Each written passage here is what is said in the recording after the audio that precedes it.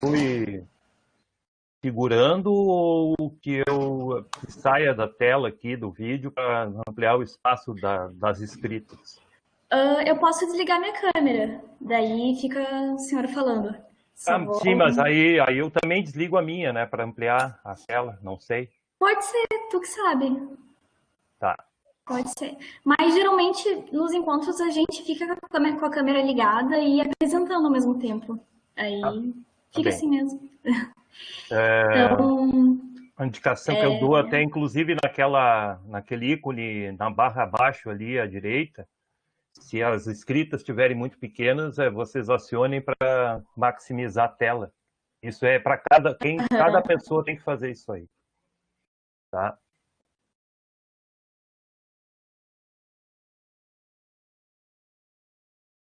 Alô? Eu acho que a Tiffany. Eu acho que ela caiu, mas a gente pode começar o nosso encontro. Achei muito boa a indicação ali, é um quadradinho, né, que amplia. Sim. Então eu vou iniciando enquanto a Tiffany não volta. Uhum. Primeiro, a gente, enquanto PET, gostaria de agradecer o senhor, professor Catafés, por ter aceitado o nosso convite, tá vindo aqui conversar com a gente. Esse projeto do TCCendo é um projeto que a gente coloca bastante energia, porque é um projeto bastante importante para o nosso curso.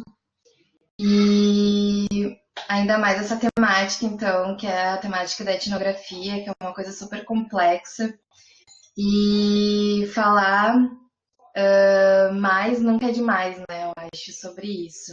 Acho que a Tiffany conseguiu voltar. Eu não sei se tu quer dar continuidade, Tiffany. Eu estava só agradecendo o professor por ter se disponibilizado a vir conversar com a gente. ai sim, gente, desculpa, minha internet. Mas é só para avisar, eu acho que eu vou ficar com a minha câmera desligada, mas eu tô aqui, tá bom, professor? Tá Então, só para bem, eu não cair de novo. tá bem. Mas eu quero corroborar, né, com a Nath, te agradecer muito a tua presença, né? Etnografia é um dos temas mais famosos, assim, de discussão, pessoal. Tem bastantes questões, né, quando trata de etnografia. E é muito bom te ter aqui hoje para falar sobre isso com a gente, né? E eu acredito, gente, que quem esteja vendo agora já conhece o professor Catafesto, mas para quem não conhece, ele é licenciado em História, né, na URGS, e tem mestrado e doutorado em Antropologia Social na URGS também. E no Lattes dele, diz que o lema dele segue o lema do Ayrton Krenak, que é fazer o local e pensar global, né? Então eu acho que isso acaba se relacionando muito com a etnografia, né? Tu pode falar um pouquinho disso depois, por favor. E é isso, professor. Agora a palavra tá contigo. A gente faz essa apresentação, né, que dura uns 40 minutos, uma hora, e aí depois a gente abre para as perguntas que chegam. Daí a gente lê aqui juntos. Tá bom? Tá certo. Boa tarde todas e todos. Em nome da Natália e da Tiffany, agradeço a honra de participar do TCCendo, né? Uma iniciativa que tem toda vamos dizer, a parabenização que se possa fazer em iniciativas como essa, que tem por objetivo complementar a formação regular, né, dando vazão a discussões que são muito pertinentes. E eu, como estarão vendo, estarei a todo momento puxando a brasa, né, para a etnologia e particularmente para o caso da etnografia.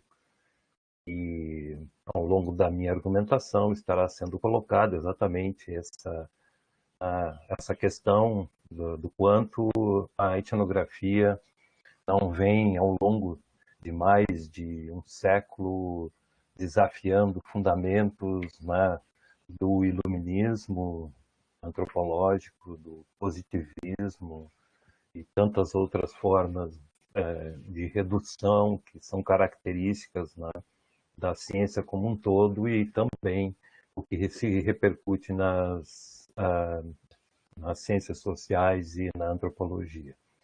Então, agradeço novamente, espero conseguir, de maneira sintética, abordar uma série de aspectos. Eu elaborei, se eu não me engano, 54 lâminas, eu não sei o quanto eu terei condições de me ater a cada uma delas, embora algumas sejam com ilustrações, tá? Mas a minha exposição está pautada em cima de 5 diferentes momentos. O primeiro é esse que eu apresento aqui, né, que desdobrando a etnografia nos dois radicais que a constituem, no étnico e na grafia, no grafos. Então, essa primeira parte da minha apresentação será dedicada à questão do registro. Um segundo momento dedicado ao étnico a partir da etnografia. Um terceiro, impactos da etnografia. Uma quarta sessão, etnografia decolonial. E, por fim, algumas inconclusões, né, sobre a questão da etnografia no pós-pandemia. Abrindo a discussão sobre o registro, eu invoco aqui, né, ao final tem uma lista de referências bibliográficas, não estão todas ali colocadas, mas a grande parte está. Eu recupero aqui, né, Vidas e Obras do Geertz, quando ele, ao longo do livro, abre sobre a questão do estar lá, né, e fecha o livro com o estar aqui. Essa operação que é ir a campo, né, e o que isso representa. Então, um primeiro aspecto, e eu falo já, né, como professor que ensina metodologia, que pratica nos grupos de equipe, o quão fundamental é a questão das modalidades necessárias ou pertinentes de se produzir fatos, produzir documentos, produzir dados. Então, aqui eu desdobro aqueles que vêm desde praticamente o nascimento da etnografia, que é a utilização do diário de campo, né, de planilhas, tabelas, gráficos, representações, então, iconográficas, né, que permitam manter, perdurar uma informação que, de outra forma, seria perdida. Um segundo âmbito que dá toda a amplitude da chamada antropologia visual, tá? Que tem um núcleo de trabalho tradicional, né? Projeção internacional aqui na URGS. Então, essa questão inicialmente do registro do gravador de som, né? Cada vez mais sofisticados. Hoje os aparelhos, né, o smartphone já pode estar desempenhando esse papel. Da mesma forma, né, quer dizer, a fotografia, o som e, por fim, a videografia, que é o registro audiovisual. Então, quando nós falamos de grafar no campo da antropologia, a grafia envolve todos estes âmbitos, né? Aí, para a questão do registro que se faz na etnografia, que é alguma coisa que nós compartilhamos, né, que é a discussão da epistemologia em outros campos do conhecimento, por exemplo, a microfísica, a física quântica, quer dizer, coisas que não são efetivamente observadas, que dependem de mediações técnicas para se efetivar. Nós também, né, devemos desnaturalizar o positivismo com relação àquela ideia de que o dado é a tradução literal do que foi observado. É necessário discutir um pouco o que é observação. Tá? E vamos remeter aqui a uma ideia de que já não estamos mais falando como no positivismo de um sujeito interior e de um mundo exterior, de um sujeito e um objeto, né? Mas já estamos falando de percepção-consciência. Tá? Estamos falando, incorporando nessa compreensão dimensões que estão para quem além do racional, que a antropologia, ao longo do século XX, tem designado como o lidar com o simbólico e com o imaginário.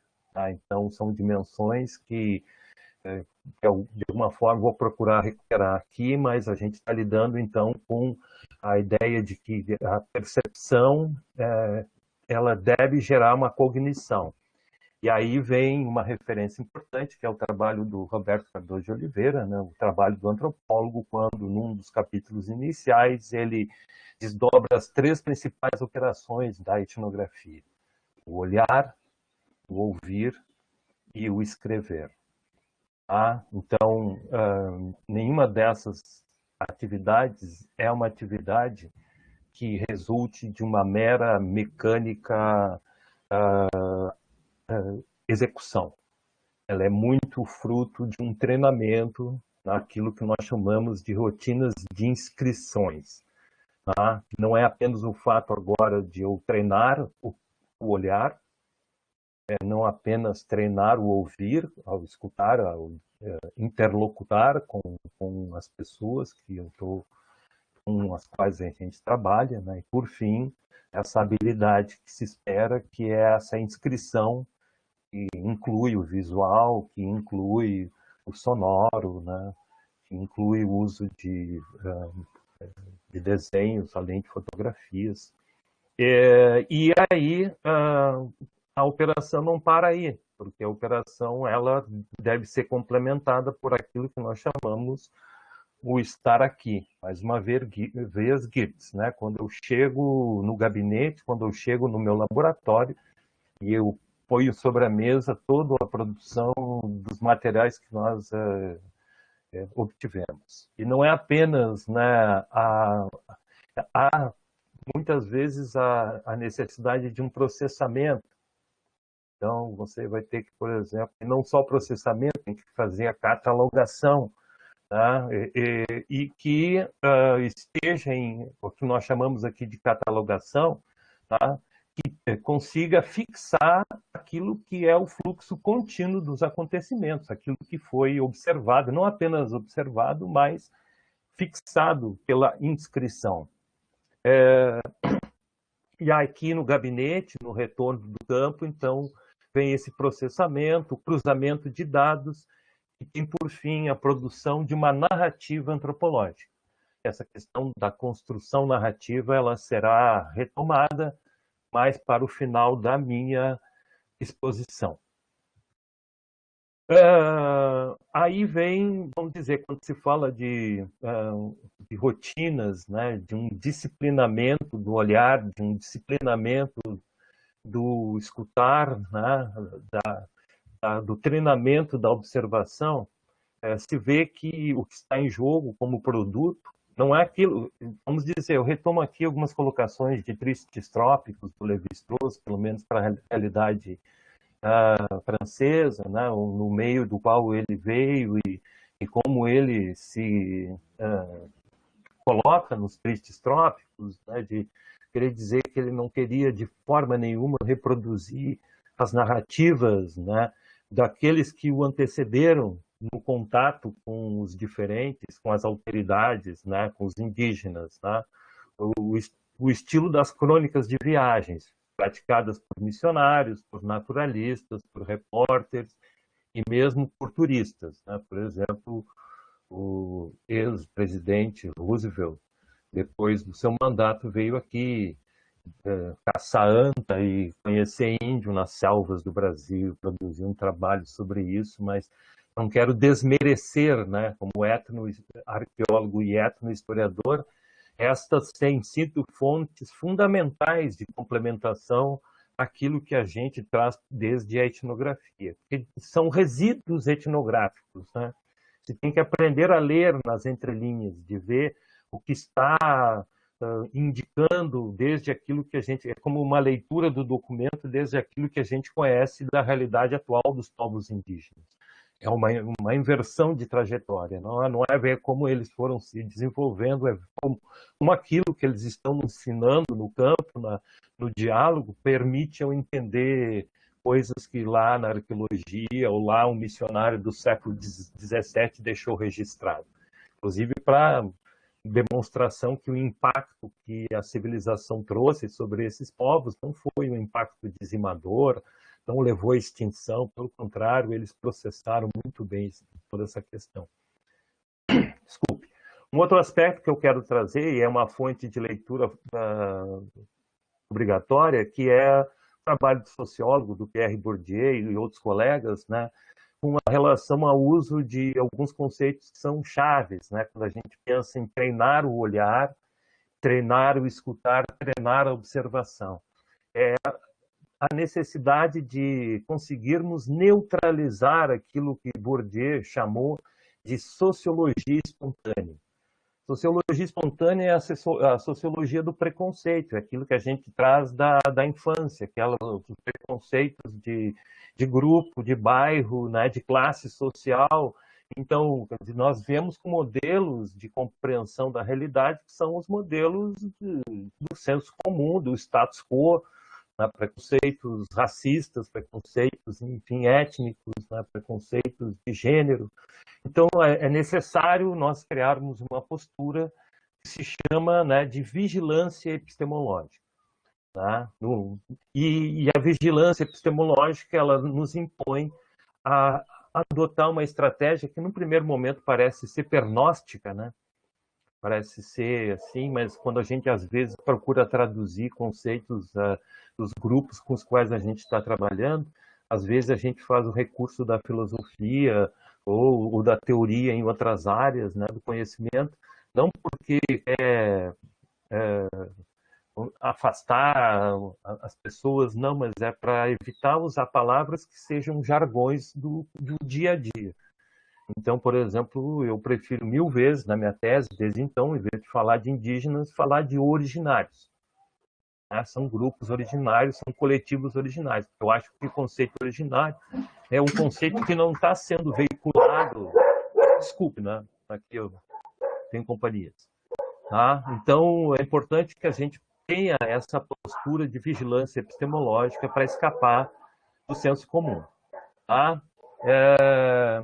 Bom, aí para entender um pouco o que está em jogo, tá, nessa questão da inscrição, da transformação, tá, da observação num registro, tá, é a questão de uma diferenciação importante que devemos reconhecer. Tá? Primeiro, de que o mundo empírico, e aí já vou antecipando para vocês a adesão que eu faço à fenomenologia e à hermenêutica como paradigmas, né, que rompem fundamentos, e a etnografia, como Michel Foucault falou, arqueologia do saber, né, as palavras e as coisas, uma arqueologia das ciências humanas, né? Chega lá para o final do livro, ele reconhece que a etnografia e a psicanálise são duas ciências que não apenas não são ciências, porque para o Foucault nenhuma humana pode ser ciência, né? Mas além disso, psicanálise e etnografia são anticiências. São conduções da prática de trabalho intelectual e de contato com a realidade de campo, né, que nos leva a essa questão. E aí, então, temos que ter em consideração uma diferença que vocês encontram em Brodel, da Escola dos Anais, lá da historiografia social francesa, mas que é retomada no campo da antropologia por Marshall Salins, principalmente em Ilhas de História. Tá? Então, o que a gente tem é um mundo caótico se a gente chega num grupo diferenciado, né, a gente nem sabe o que observar, a realidade nos leva. Mas a gente tem que ter foco, a gente tem que ter essa habilidade de conseguir, na cacofonia dos sons, reconhecer sequências, reconhecer palavras, reconhecer significação das coisas que se observa em rituais ou no comportamento das pessoas, né? Conseguir chegar e o discernimento desde aquilo que já se leu, ou de conhecimento já de outros grupos vizinhos ou de outros pontos do planeta, né? Então, é importante reconhecer que a empiria é um caos disruptivo e pluriverso, né? No sentido de que ele é só feito de acontecimentos sem significação. A operação que nós fazemos na construção do dado etnográfico é transformar acontecimento em evento. E a diferença entre o acontecimento e o evento é que o acontecimento é estruturalmente informado, né? Significa dizer que exemplos cotidianos, conceito de social, conceito de cultura, né? Conceito de percepção, todas essas são categorias, né, que foram sendo moduladas a fazer com que, então, na verdade, né, um acontecimento um evento é um acontecimento que repica na estrutura e assume significação. Nesse meio, na cadeia intermediária, tem a chamada média duração, que são as conjunturas, né, que são as chamadas durações históricas. É importante ver que o dilema entre temporalidade e cultura, né, vem sendo resolvido de uma forma muito interessante ao longo, né, da produção de etnologia e de antropologia. Então, desde aqui, eu quero adotar essa palavra, né, de que estamos construindo fatos, construindo dados etnográficos, para desfazer a falsa ideia de que aquilo que a gente traz do campo é a realidade em si. Não é a realidade em si. O fato etnográfico se dá numa localidade específica, e aí um pouco já dialogo com a questão trazida pela Natália, né? Enfim, como é que é essa questão da localidade? Então, quer dizer, vamos ao específico da localidade e nos deparamos com eventos singulares, né? Temos a falsa ideia de achar que as pessoas têm rotinas que perduram por meses, anos a fio, sem transformação, e isso não existe possivelmente em nenhuma sociedade humana, né? Então, este aspecto é um aspecto importante a considerar, que será desdobrado mais à frente. Por isso, a questão do caráter monográfico, ou seja, a monografia é o mergulho da intimidade do outrem, né? De outrem. Aqui eu já estou fazendo um diálogo direto com uma categoria do Deleuze, né? Quando nos apresenta uma leitura filosófica, epistemológica, ontológica desse outrem, né? Mais num diálogo muito próximo com as influências da psicanálise, né? No sentido de que o outrem sempre é essa projeção simbólica do imaginário, né? Então, essa ideia de que não precisa ser necessariamente alguém distante, né? O outrem é aquele que me estimula a reações de oposição ou de identidade. Essa ideia é importante, né? Para diluir a substancialidade que a trajetória das ciências humanas tem dado a essa ideia de nativo. Então, na construção do dado etnográfico está em jogo, né? Particularmente, claro, que a etnografia pode se realizar por outras estratégias, mas me parece assim que a pandemia reforçou aí uma dificuldade muito complicada de ser superada ao longo da história da etnografia, que é o fato de que qual é o tempo necessário para que se faça uma devida inserção, né? Então, mas são conceitos chaves da etnografia, a realização da chamada observação participante formulada pelo menos desde os argonautas do Malinowski.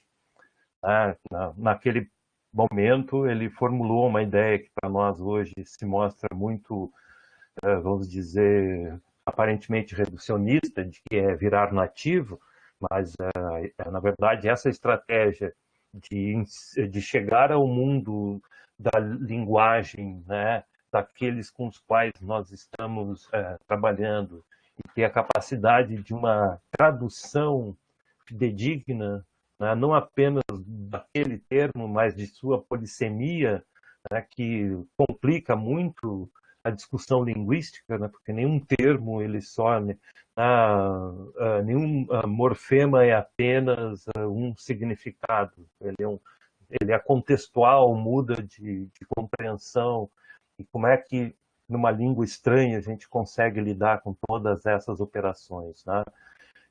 E aqui, então, nada a ver com se a gente não consegue ficar lá 2 anos dentro de um grupo, lá circulando por algumas aldeias e algumas ilhas, né?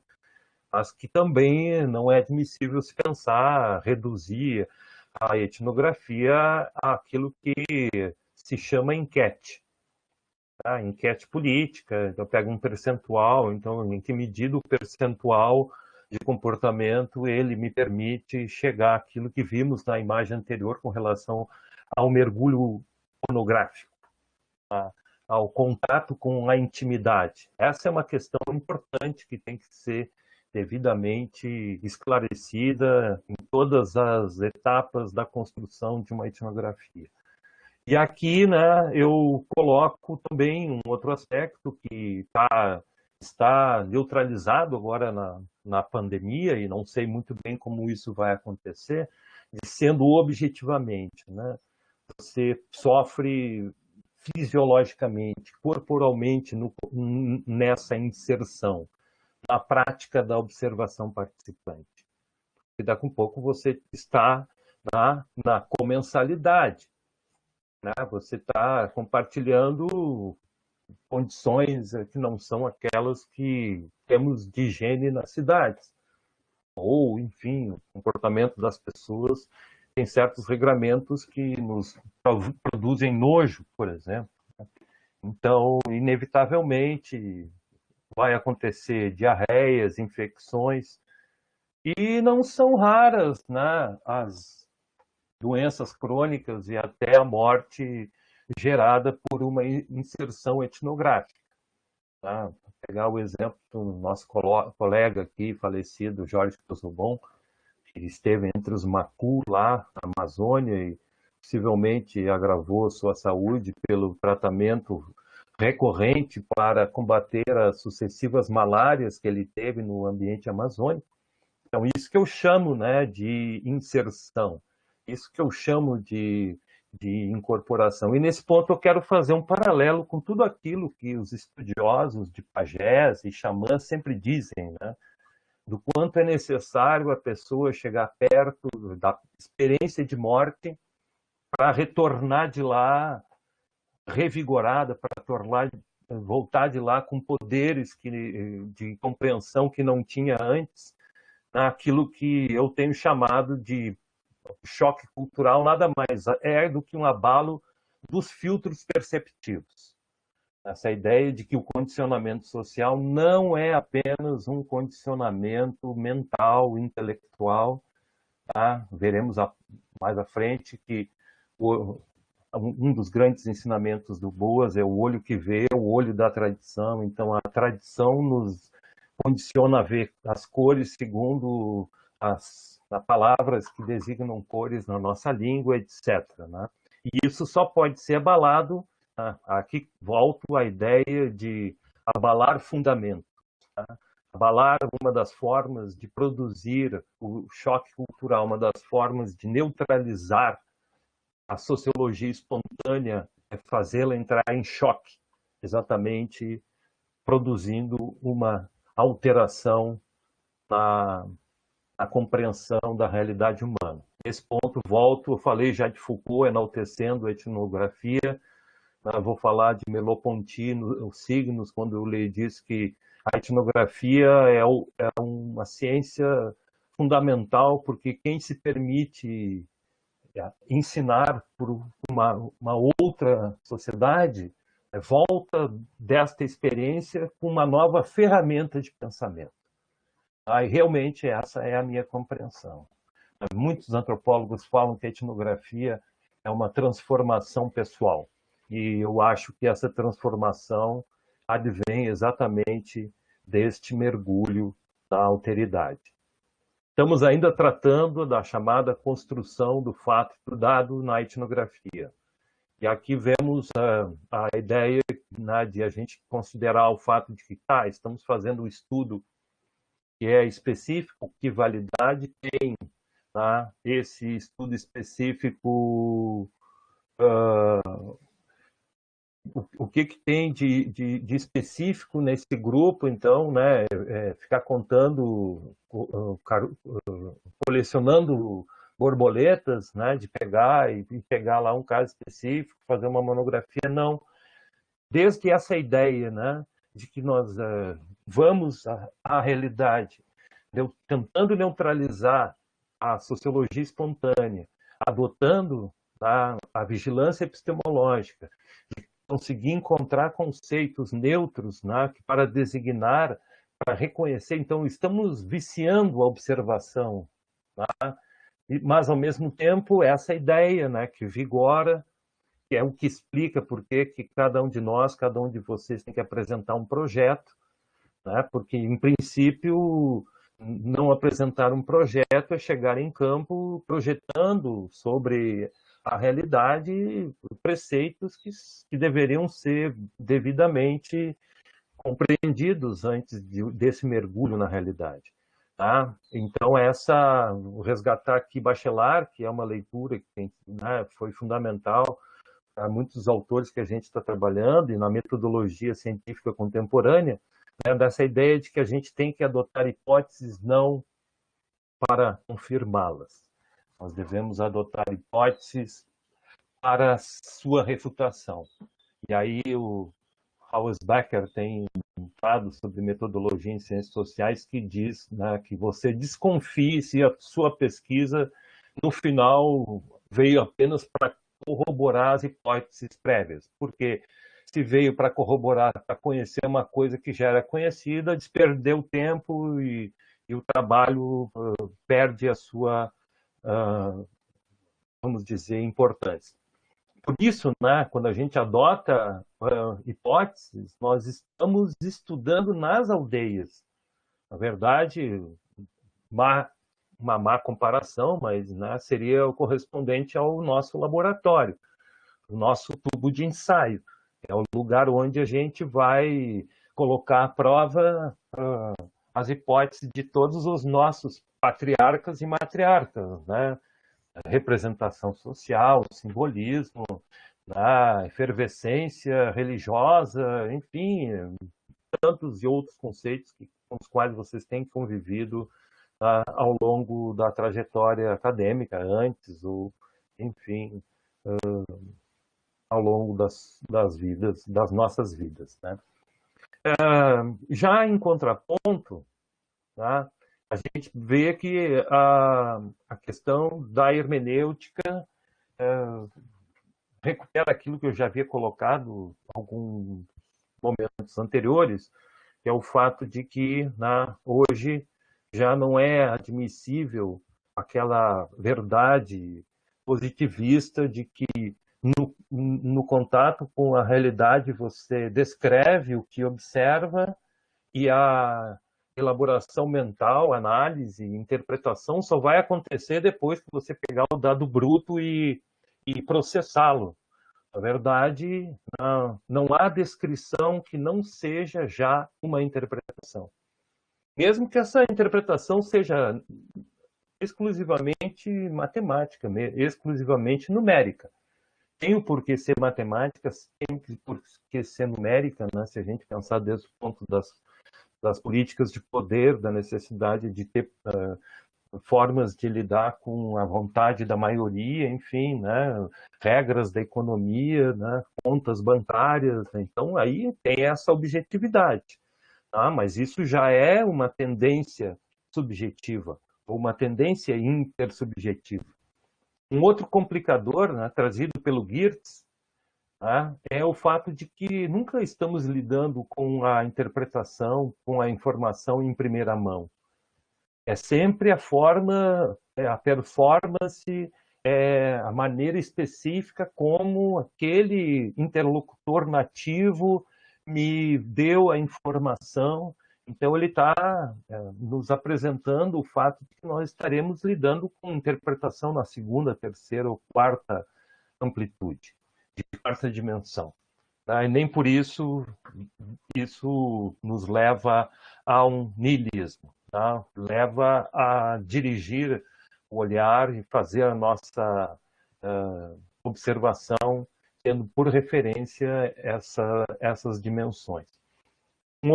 Dois outros conceitos importantes que eu quero fixar do Geertz, né, nessa antropologia interpretativa, é a ideia de que as culturas, as sociedades se constituem enquanto uma hierarquia estratificada de estruturas significantes.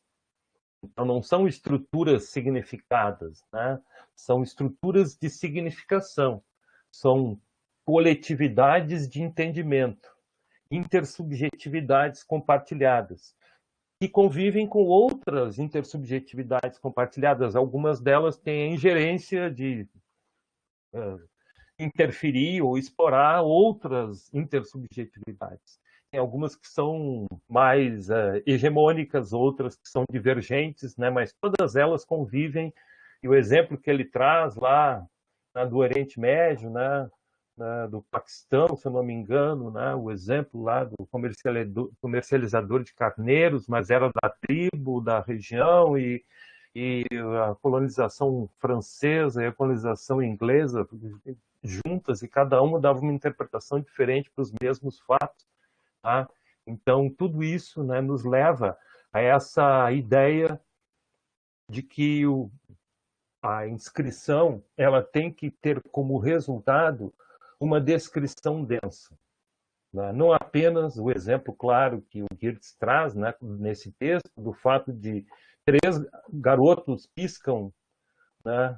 Um é um tique nervoso, o outro imita o tique nervoso e o outro falseia o segundo.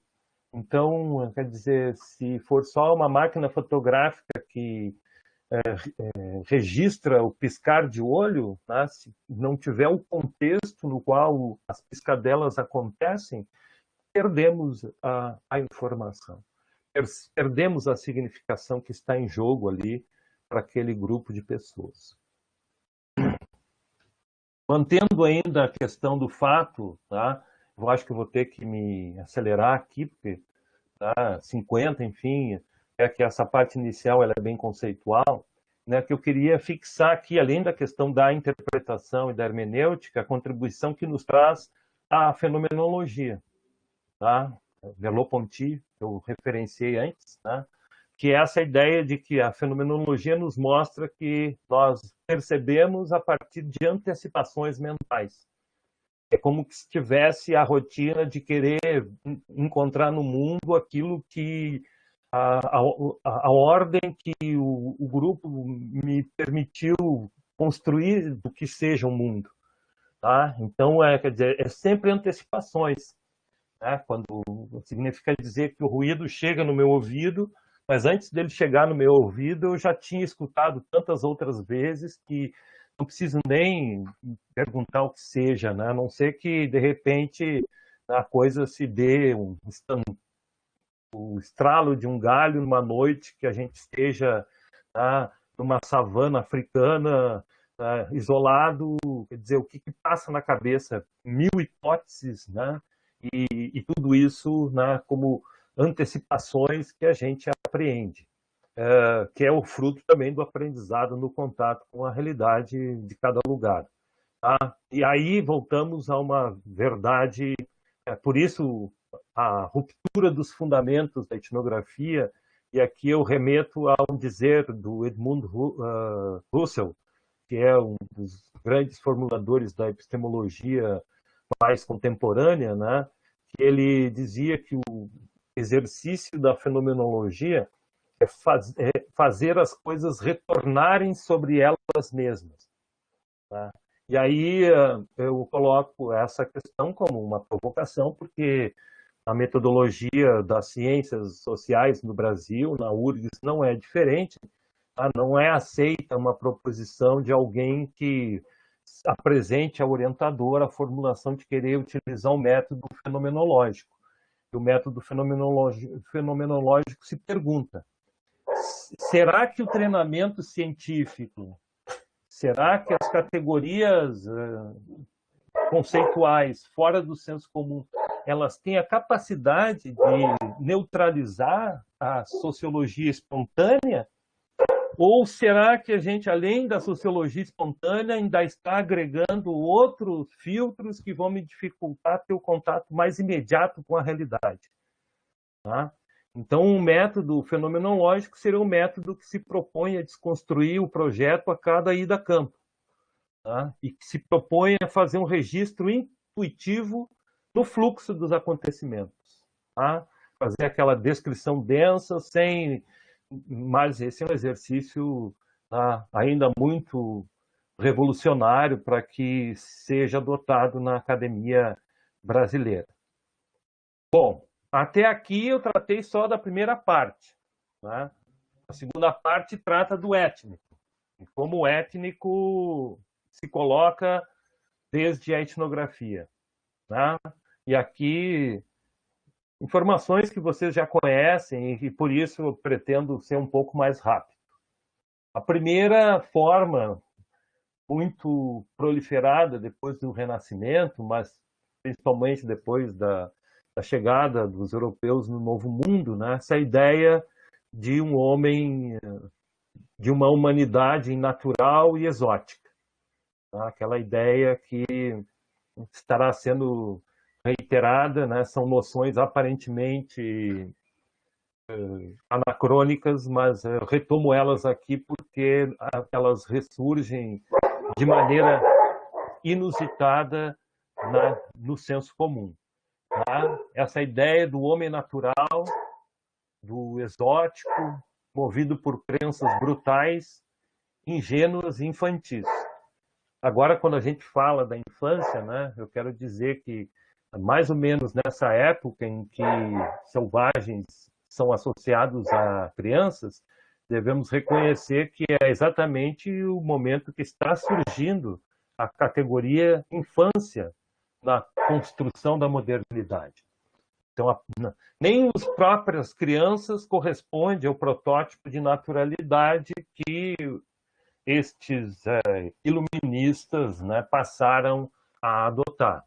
Mas, ao mesmo tempo, chama a atenção... Então, aqui é uma cena do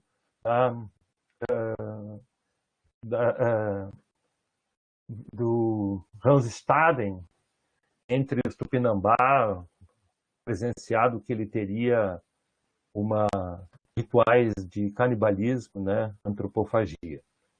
Mas, ao mesmo tempo, né, vemos lá a Rousseau e a outros contemporâneos reconhecendo o quanto os registros trazidos indicavam uma sociedade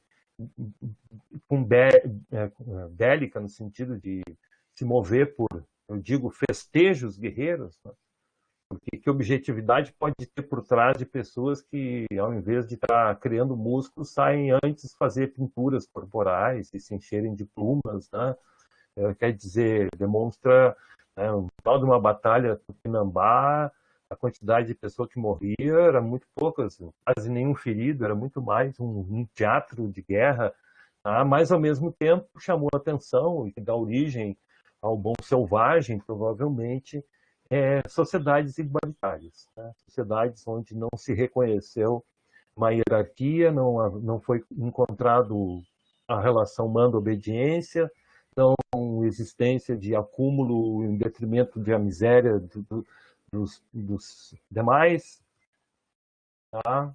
Mas, ao mesmo tempo, isso levou a que a ideia bélica presenciada entre os indígenas ou em outros grupos, né, também na África, entre grupos tribais, né, tudo isso fosse apropriado como dado por Hobbes para constituir um dos princípios do liberalismo, né, do capitalismo, que é o homem e o lobo do homem, né? Essa ideia da guerra natural, e aí então é preciso que haja um controle parcimonioso entre os homens para que a guerra seja neutralizada e substituída por uma paz e progresso.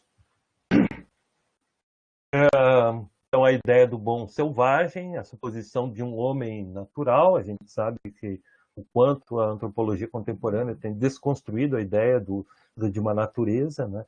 Mas é importante reconhecer algumas contribuições que vêm desde então, que é o reconhecimento da razão reflexiva, essa ideia da relativização. Eu acho que um dos seus grandes precursores foi Montaigne, em ensaios, né? E as informações que ele coletou quando caciques tupinambá foram palestrar na França, e ele conseguiu um tradutor, e fez algumas perguntas, reconheceu exatamente isso, né? Do quanto os índios não entendiam sobre a ganância dos europeus de quererem acumular recursos, né? E isso dá, quer dizer, um espelhamento reverso, né? Um entendimento sobre o mundo desde aquilo que a experiência pré-etnográfica ou proto-etnográfica pode trazer como elemento. Estamos vendo, então, o nascimento daquilo que se chama filosofia natural e uma consciência sobre o etnocentrismo, de muitos desses autores. Tá? A representação daquilo que passa a ser um dos modelos de compreensão das ciências sociais, tá? A luta de classes. Ao mesmo tempo, a geologia, a paleontologia e a arqueologia, né, tornando a questão humana um aspecto de estudo científico, a materialidade da existência, o quanto a influência do Darwin, tá, gerou uma deturpação de suas ideias, tá? E, ao mesmo tempo, a origem do biopoder, constituído pelo paradigma da biomedicina, tá? E da questão da fisiologia, reconhecendo a indústria farmacêutica, a indústria médica e essa potência da realidade contemporânea. E o quanto isso deu origem a uma osteometria, aparelhos usados, né, para medir configuração de crânio, de ossos, né, e do quanto isso gerou a teoria da raça enquanto alguma coisa natural, fisiologicamente constituída. Crédito aos filósofos, né, da história que nos antecederam, né, seja Comte, estampado o emblema na nossa bandeira nacional, vergonhosamente, tá? Marx, Weber, todos eles formulando algumas categorias importantes que vão culminar naquilo que hoje a gente tem como acervo de compreensão da realidade. Passando pelos evolucionistas, né, dos quais eu quero destacar aqui o Henry Morgan, que vai, pela primeira vez, formular uma das estratégias mais utilizadas, talvez, na história da etnografia, que são os estudos de parentesco. Então, lança as ideias, né, de consanguinidade e aliança, matrimônio e descendência, ferramentas fundamentais que vão ser desdobradas depois e até a atualidade quando se faz um trabalho etnográfico. Quando eu falo do parentesco, eu sempre digo, é um tema universal porque é difícil a sociedade que não goste de falar da sua família, dos seus ancestrais, dos seus descendentes. É muito difícil que isso não aconteça. E quando não tem nada para falar, muitas vezes, né, puxar o assunto sobre isso é um aspecto marcante no trabalho da etnografia. Eu queria tecer ainda um rápido comentário, mas a gente vai voltar sobre a importância do Morgan. E o Fraser, né, quando perguntado, e os selvagens, Deus o livre, né, quer dizer, mostrando o quanto a etnografia no evolucionismo ainda não era uma pauta.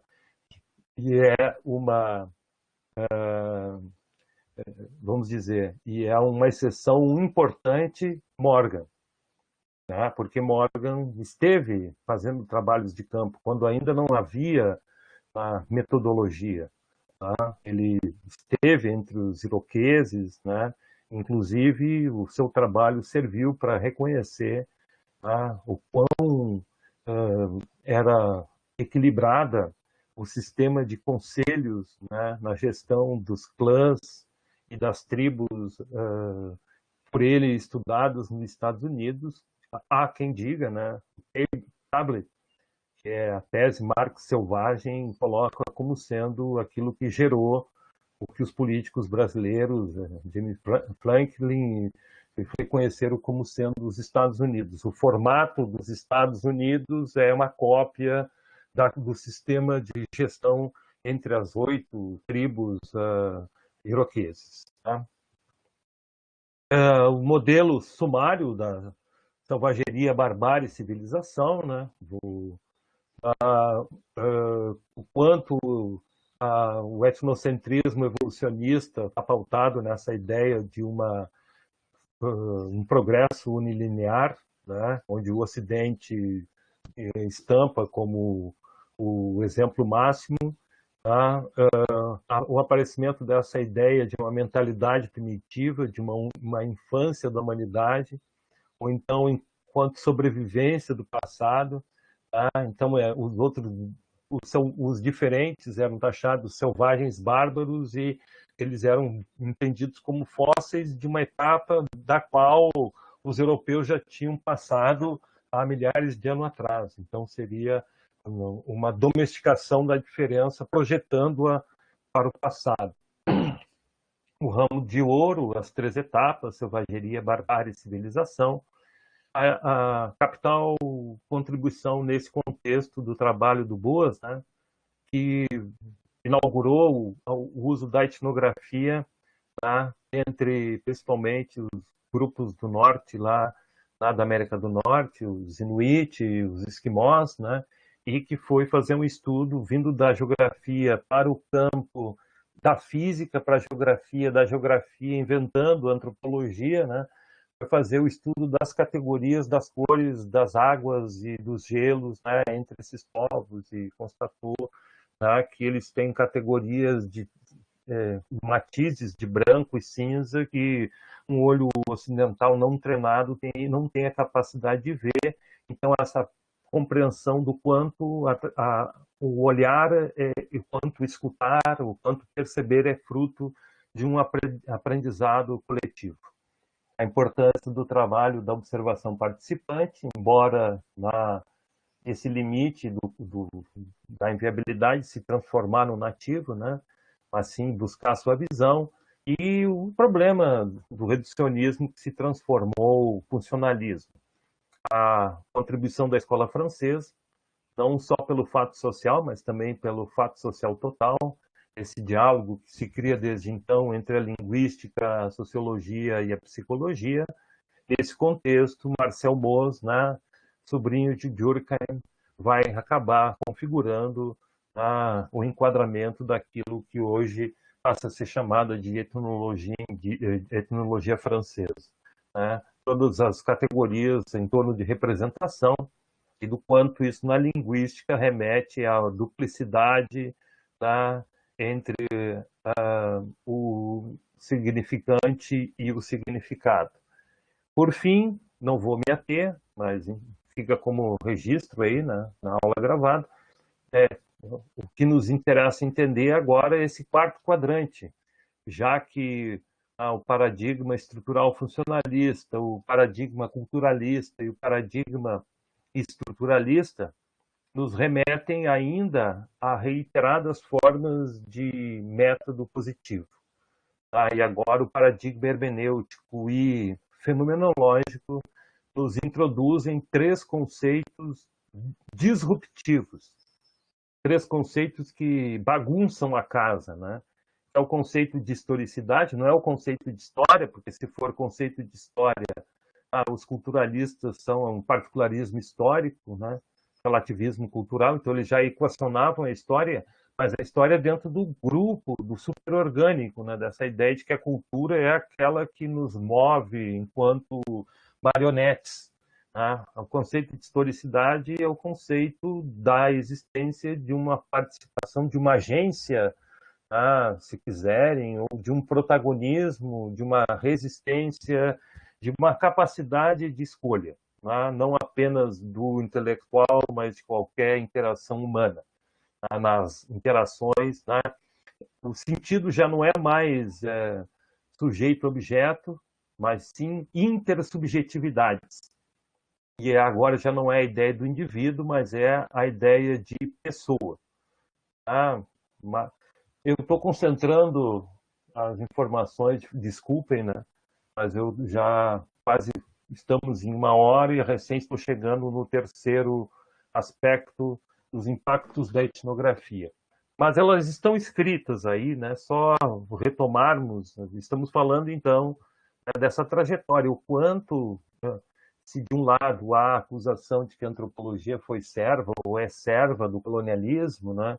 Há alguns elementos que a gente tem que pontuar para mostrar que aquilo que Vieira de Castro mais recentemente fala com relação a todos no Brasil são índios, mesmo aqueles que não são, do quanto é impossível a um etnógrafo não criar um envolvimento com a alteridade e, de alguma forma, se empenhar numa causa que não é apenas uma causa acadêmica.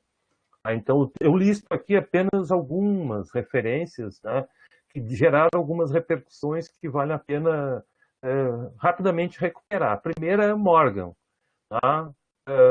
Não apenas ele fez a sociedade ancestral, como também ele participou de manifestações e a produção de documentos no resguardo dos direitos dos iroqueses por suas terras.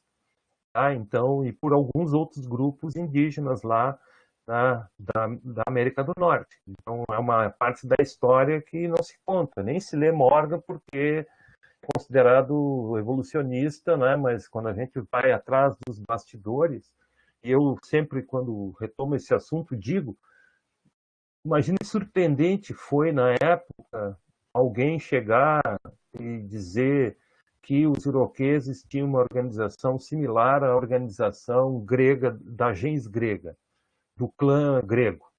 Quer dizer, ele enalteceu os iroqueses lá em cima, reconhecendo essas similitudes que aparentemente um evolucionismo preconceituoso não traria à tona.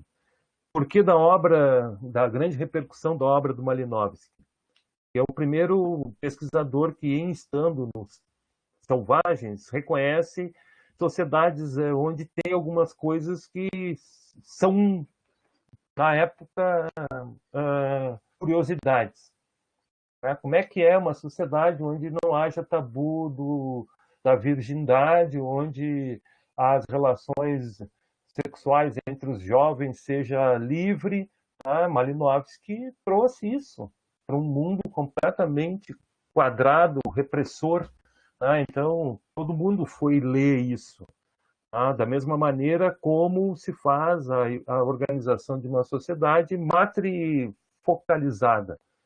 A descoberta dele do Édipo ao avesso.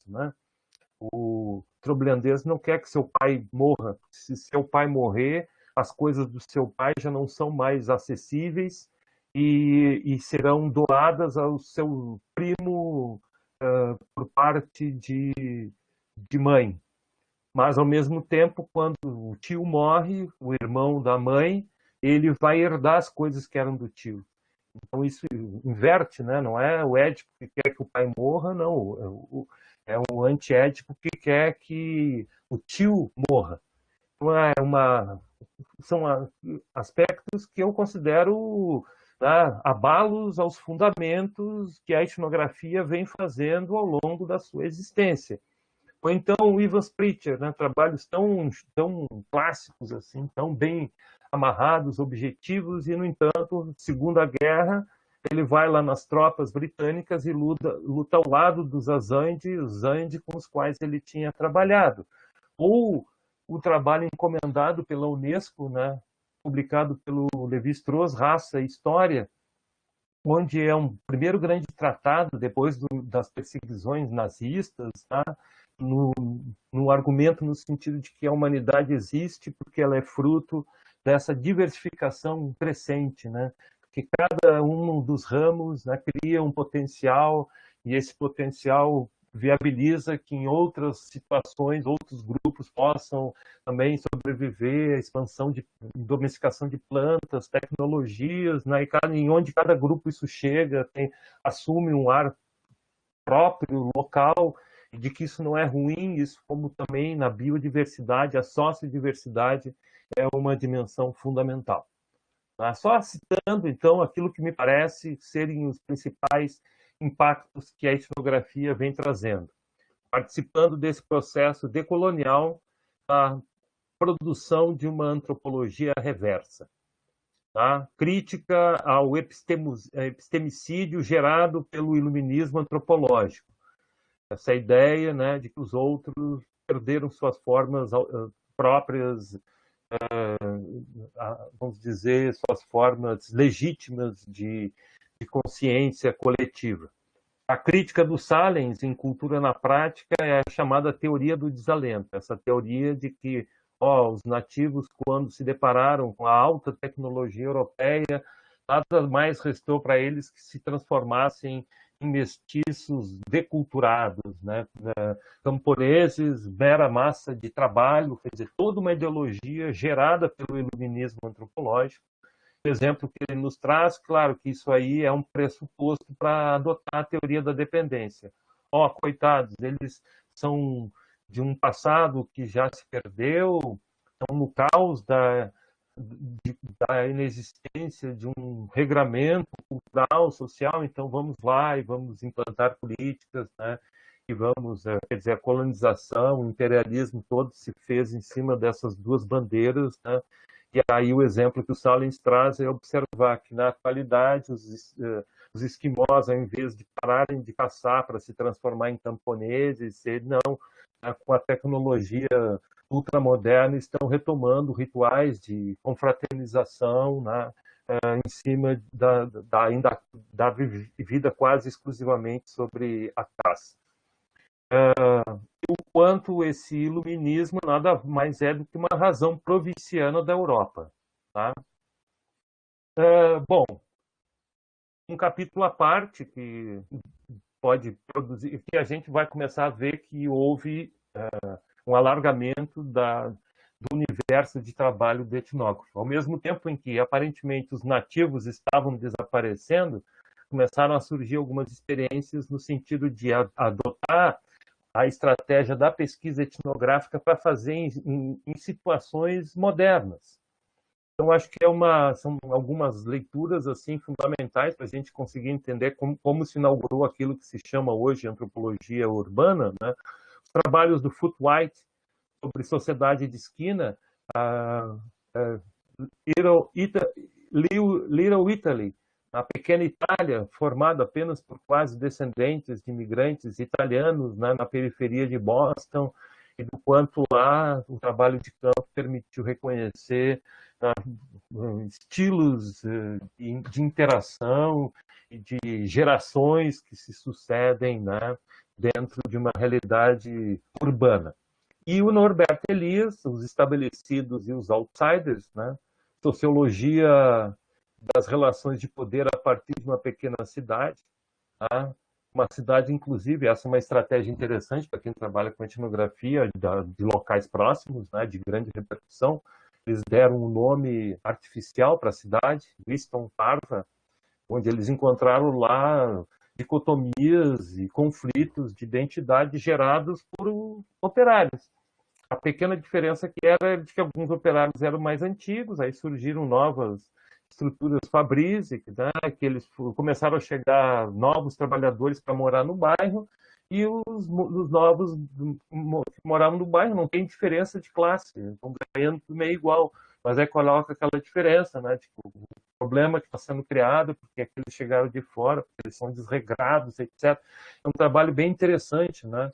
Para demonstrar como é possível fazer o enquadramento da etnografia em situações diversas do que as aldeias. O que observamos, então, é uma crescente simetrização das relações de pesquisa, no sentido de que todos somos nativos e todos somos antropólogos, cada vez mais. A razão iluminista é provinciana e os nativos têm seus universais. Tá? Eu recordaria aqui um trabalho interessante do Cante de Lima, Quantos Índios Somos Nós, né? De um trabalho que foi feito em cima das rotinas de funcionamento da academia pela qual ele transitou. A Academia de Direito de São Paulo, a Academia do Museu Nacional em Antropologia, e finalmente foi fazer o doutorado dele, não recordo a universidade norte-americana, e ele vai fazendo esse contraste, o que é ser estudante de São Paulo para o Rio de Janeiro, o que é ser estudante no Brasil em contraponto a ser nos Estados Unidos.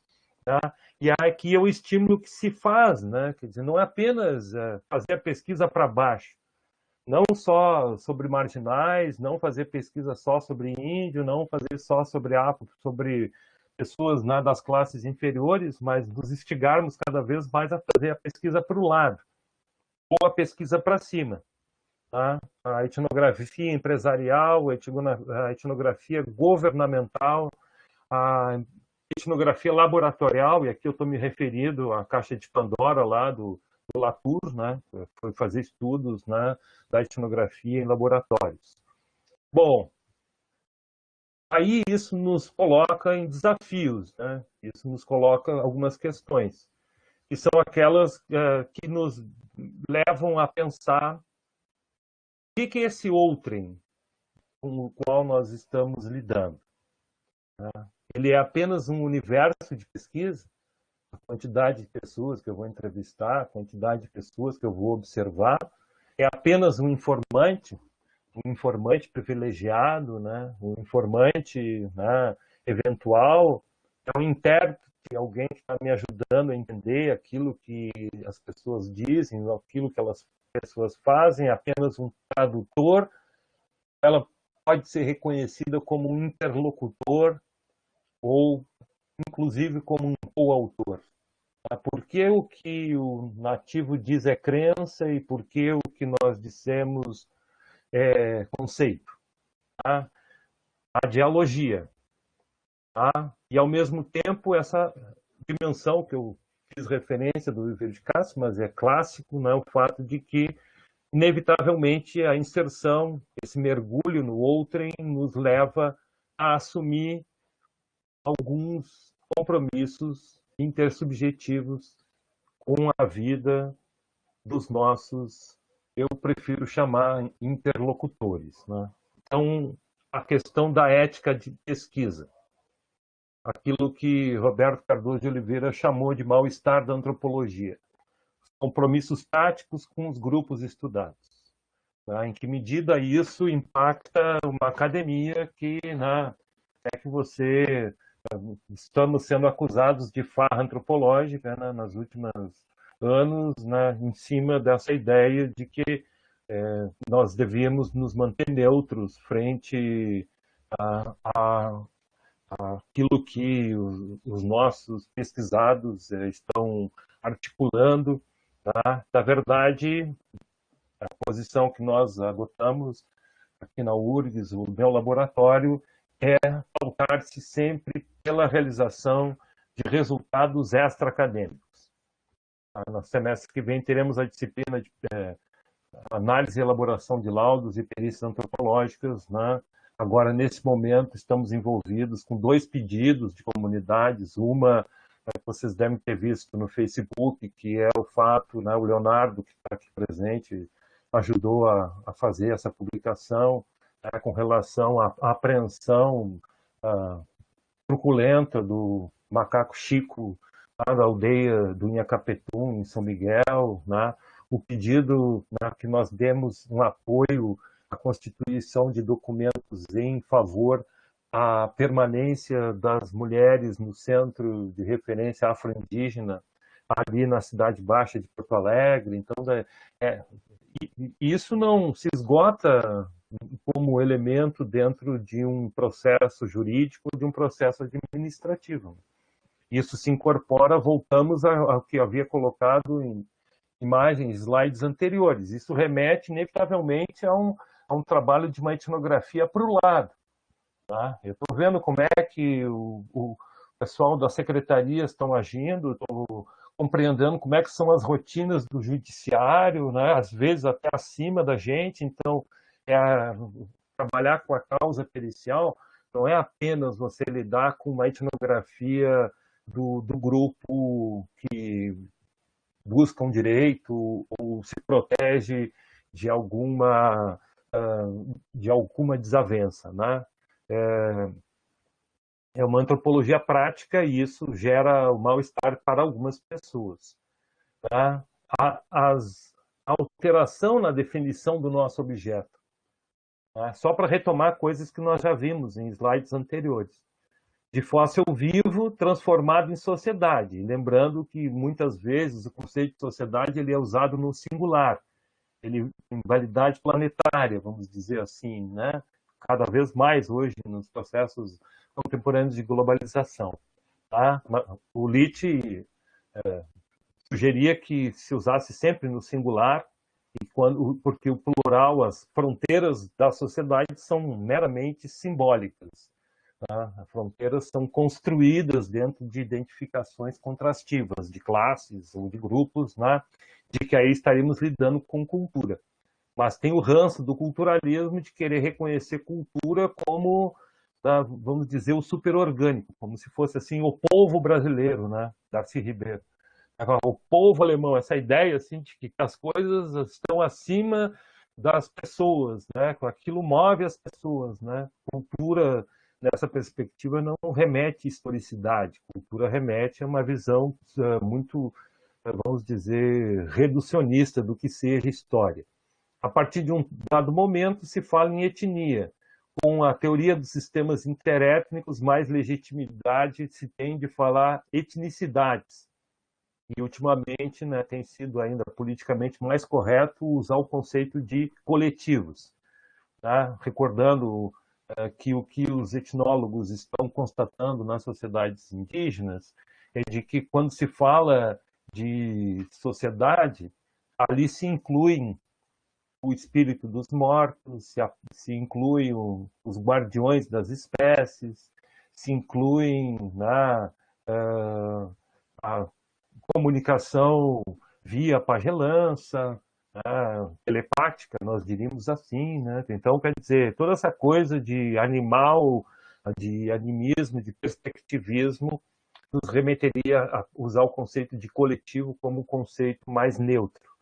E, além de estudar, né, os grupos hegemônicos, também lembrar das teorias de desvio para minorias marginais, tá? O estudo das instituições, né, como no caso Hoffman, né, prisões, presídios, conventos, nas instituições de sequestro, o estudo dos desviantes, né, por exemplo, alguns excelentes trabalhos que existem sobre prostituição, né, enfim, eu acho que são coisas. Remetemos novamente a Deleuze com seu conceito de outrem. Bom, aí a decolonialidade. Tá?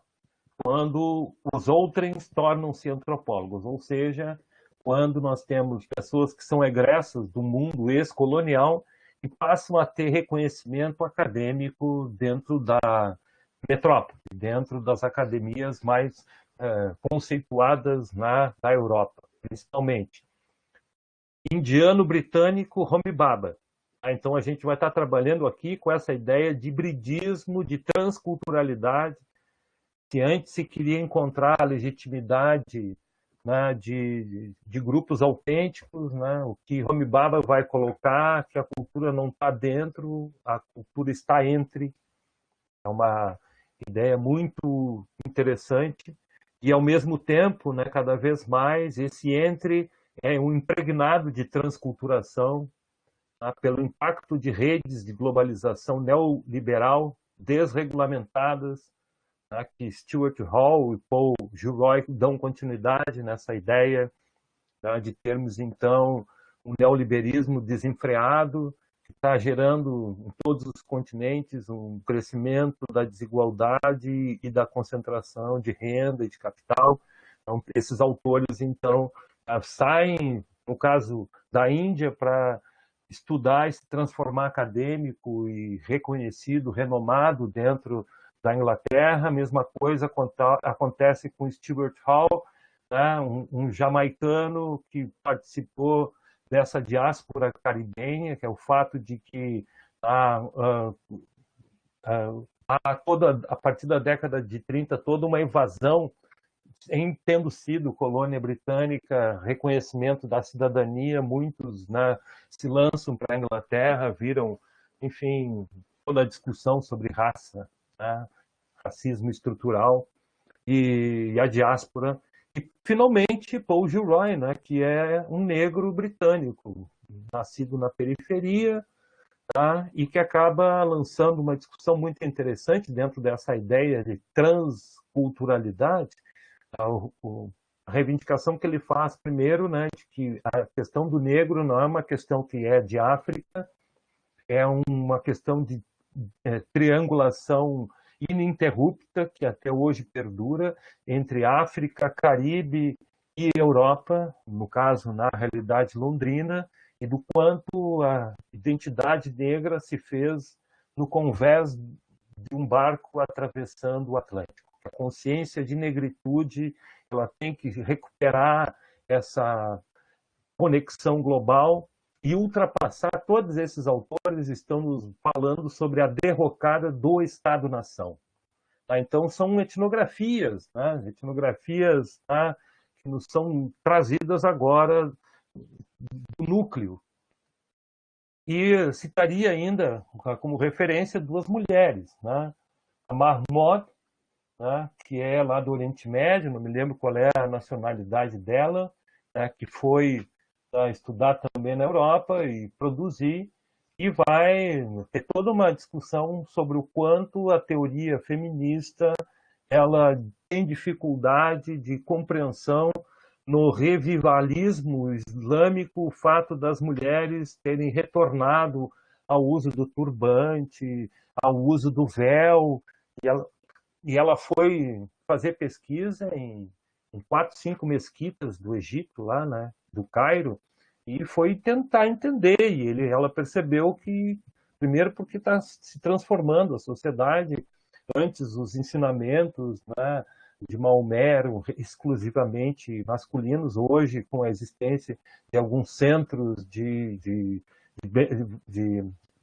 campanhas de fraternidade, né, tem agregado mulheres, e essas mulheres têm discutido o Alcorão, têm discutido, e ela reconhece nas suas informantes divergências, algumas que dizem, não, a mulher cria o pudor usando o véu, hoje em dia eu já me sinto nua se eu tirar o véu de novo, né? Então, são discussões que demonstram como é o trabalho da Yoronke, que é queniana, ou nigeriana, não recordo, mas ela é africana, né, quando ela faz algumas considerações bem interessantes numa comparação entre o feminismo e as epistemologias africanas, principalmente a sociedade iorubá. Basicamente, o que ela coloca é de que o feminismo reitera, né, vamos dizer, o machismo ocidental por configurar em cima de uma ideia ou de uma prática de família que não existe entre os Yorubá. Por exemplo, não existe a categoria de mãe solteira, porque a relação da criança não se faz predominantemente com o pai, se faz predominantemente com a linhagem da mãe, né? Os ventres são mais importantes, né, para fazer uma hierarquia de idade e de sequência dentro de um contexto. Então, não vou fazer a síntese aqui, mas só para mostrar para vocês o quanto a etnografia ela traz desafios e rupturas, né, para a compreensão da nossa realidade. Desculpe se eu estou me estendendo, tá? Não sei como é que tu achas. Vamos encaminhar, Tiffany, para o fechamento? Claro, se der já para a gente se encaminhar para o final, porque como é gravação aí, Tá bom. o tempo tá ficando meio sobrecarregado, né? Mas Tá, aí a gente fecha agora e passa para as perguntas, pode ser? pode ser, pode Tá. ser. Eu falo mais alguma coisa?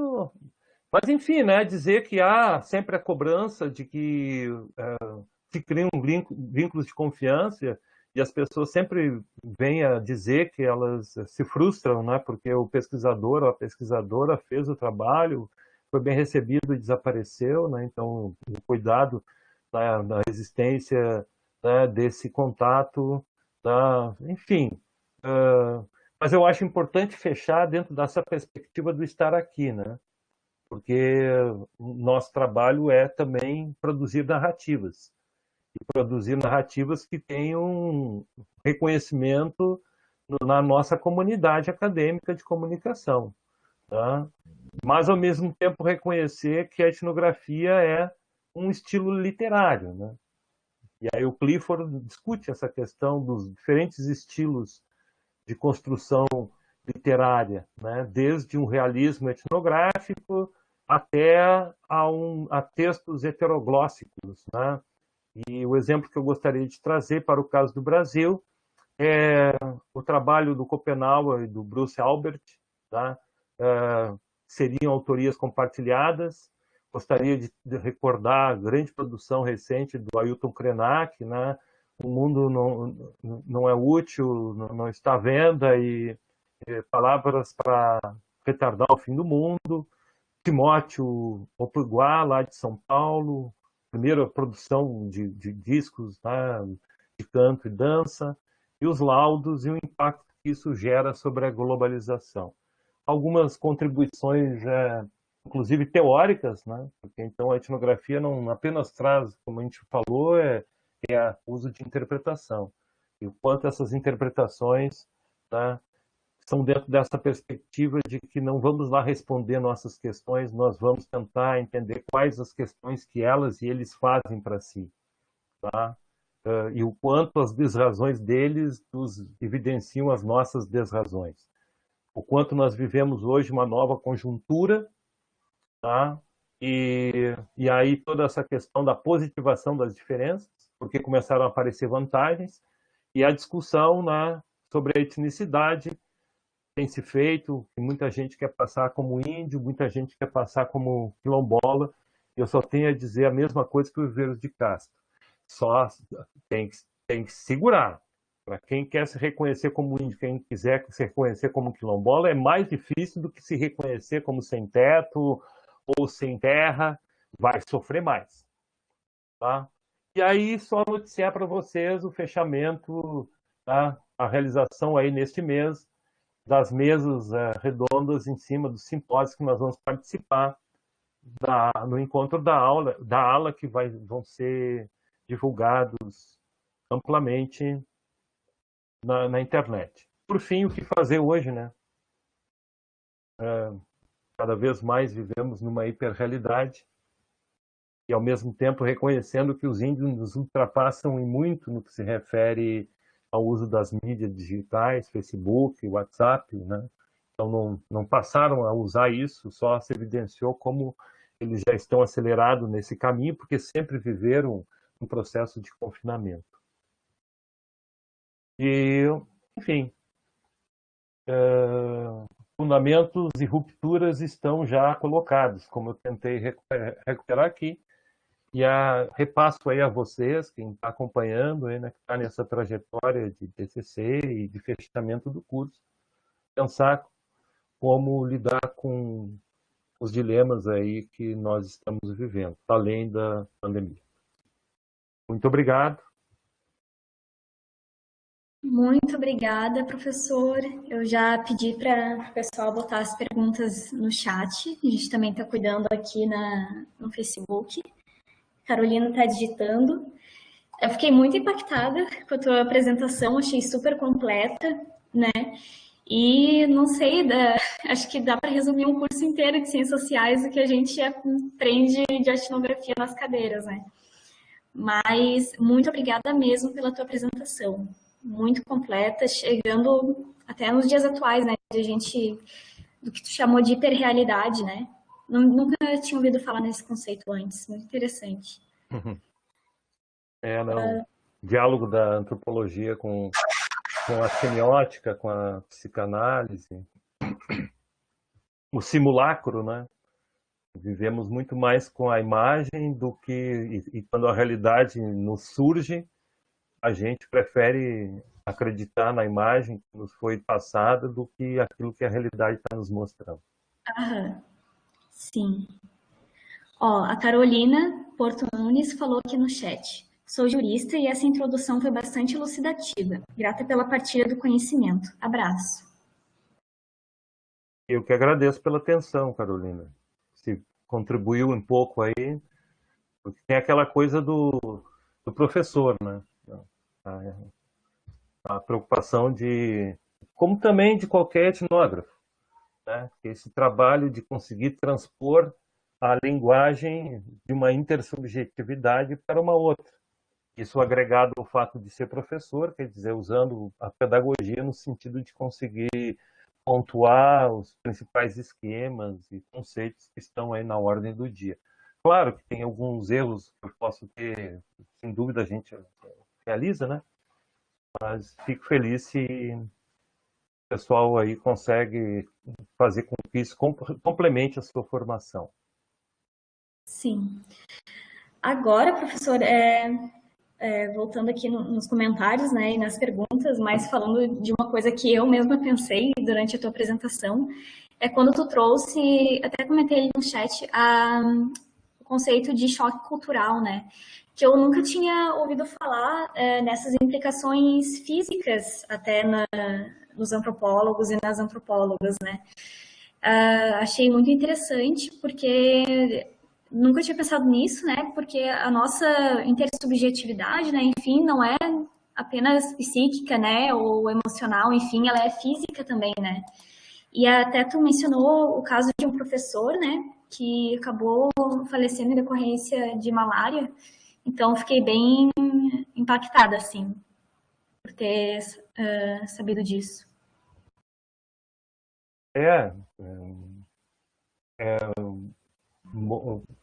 Essa ideia, né, vai naquela linha de compreensão do quanto a alteração da própria percepção da realidade, quanto, né, o convívio com outras, que não tive condições de explanar, né, mas eu sou adepto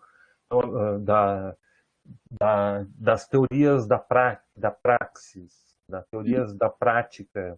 O Bourdieu é um exemplo aqui que eu fiz referência, né?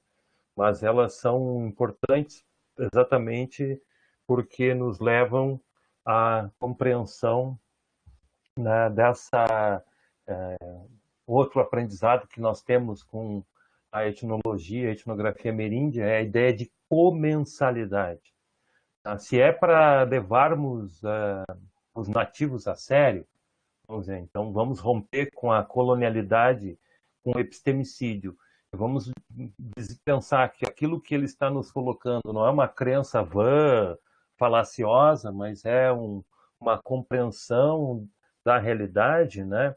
E aí os ameríndios todos, né, no perspectivismo, eles compartilham uma ideia, o Viveiros de Castro trabalha com isso, o Siger, né, o corpo nas sociedades xinguanas, assim, a importância como o corpo é compreendido, intencionalmente fabricado pelas sociedades xinguanas, com toda uma série de investimentos coletivos, né?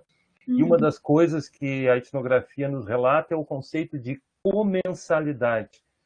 Para os ameríndios, os corpos, a metamorfose corporal se processa se você compartilha hábitos e alimentos, substâncias. Tá? Então, se você tem um comportamento de comer a carne da caça meia crua, você está meio se transformando num jaguar. Então você tem que cozinhar bem a carne para evitar de se transformar num jaguar, porque o jaguar é que gosta de sugar o sangue. E se efetivamente... Tem caso que eu ia fazer referência aqui da videografia indígena, né? Todo o trabalho do vídeo nas aldeias, então não somos nós apenas agora a produzir etnografia, os próprios indígenas estão fazendo uma etnografia de si próprios, estão fazendo uma produção, enfim, recriações documentais sobre a sua realidade. E o Ariel Ortega, que fez uma série que é Guarani, estava fazendo o último trabalho dele sobre o fato de um Guarani estar em processo de transformação em jaguar, em metamorfose em jaguar, lá em Misiones, e ele teve que ser morto, porque ele estava saindo à noite, porque ele voltava com as mãos cheias, as unhas estavam crescendo, começou a aparecer manchas tipo da onça, e até chegou um momento que mataram ele lá por causa dessa mutação. Estou respondendo, dialogando com o teu comentário, né? Uhum. Quando a gente fala de choque cultural, assim, se a gente vai levar eles a sério, o fato de estar ali se alimentando com eles, o fato de estar sentindo o cheiro do ambiente doméstico, né? Tendo que se colocar nas mesmas posições que eles se colocam, né? A gente fica desconfortável. Todo esse desconforto resulta no choque cultural. Tá? Sim. Nem, às vezes, até nem vivenciado de maneira tranquila. Uhum. Como se tornou o escândalo, né, dos diários íntimos do Malinowski, que vocês devem conhecer, que foram publicados lá pelas filhas, netas, né, e onde ele execrava os troblendeses, né, enchia de desaforo, assim. Nada a ver com aquilo que os livros dele trazem, né? Então, só para mostrar que esse choque é algo que se espera. A gente tem que estar tão mais aprendizado a gente tem, quanto mais essa incorporação. O embodiment, que alguns falam, né, na terminologia inglesa. Ah, uhum. Sim. Bem, então, já que não chegaram novas perguntas, Mariana está digitando agora. A gente está se encaminhando para o final já. E eu queria só divulgar o próximo TCC, que o senhor foi o antepenúltimo convidado, professor. Já está acabando aqui, encerrando essa edição de 2020. E a Uhum. gente está alternando os encontros, né? Um encontro fazendo com um professor ou uma professora e outro com um TCC ou uma TCCera, né?